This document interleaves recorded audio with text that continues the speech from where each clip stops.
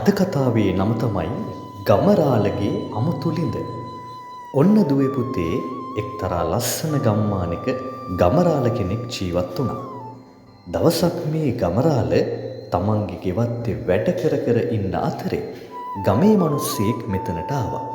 එයාගේ නම තමයි අබරන්. මෙයා ඉතින් ටිකක් කපටි, හැබැයි මෝඩයි. ඉතින් දුවේ පුතේ අබරන් මේ ඇවිත් තියෙන්නේ හොඳටම පිපාසයේ. ගමරාලේ මට වතුර ටිකක් දෙන්නකෝ. දිව ගිලෙන්න තරම් පිපාසාවයි. අබරන් කිව්වා. ඉතින් ගමරාල ගේ ඇතුළට ගිහින් වතුර වීදුරුවක් ගෙනවිත් දුන්නා. අබරන් එක හුස්මට වතුර වීදුරුව බිව්වා. අබරන්ට හරි පුදුමයි. ගමරාලේ මේ වතුරවල තියෙන්නේ පුදුම රහක් නොවැ. අබරන් කිව්වා. එහෙම තමයි අබරන්, මගේ පුංචි ළිඳේ වතුර රහයි නොවැ කියමින් ගමරාල සිනාසුණා. ඉතින් දුවේ පුතේ අබරන් මෙතනින් යන්න ගියත් එයාට අර බීපු වතුර ගැන ලොකු ආසාවක් ඇති වුණා.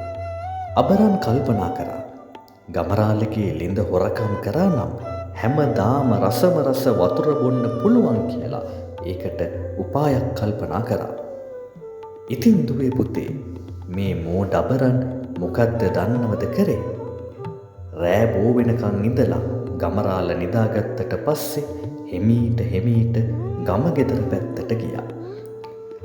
ඊට පස්සේ ගමරාලගේ ළිඳ ළඟට ගිහින් මේ ළිඳ හොරකම් කරන්න ඕන කියලා ළිඳ වටේට හාරන්න ගත්තා.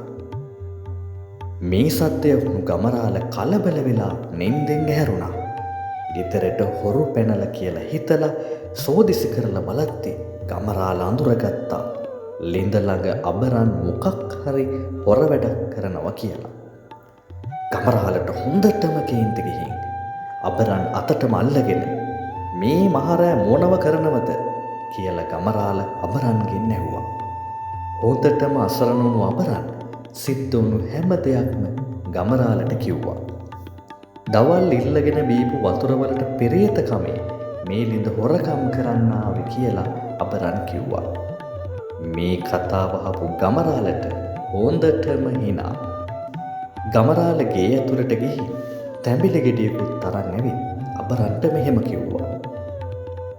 අනේ මෝඩ අබරන්, මම ඔබට දවල් වතුර දුන්නු පුංචි ළිඳ තමයි මේ තියෙන්නේ කියමින් ගමරාල තැඹිලි ගෙඩිය අබරන්ට පෙන්නුවා.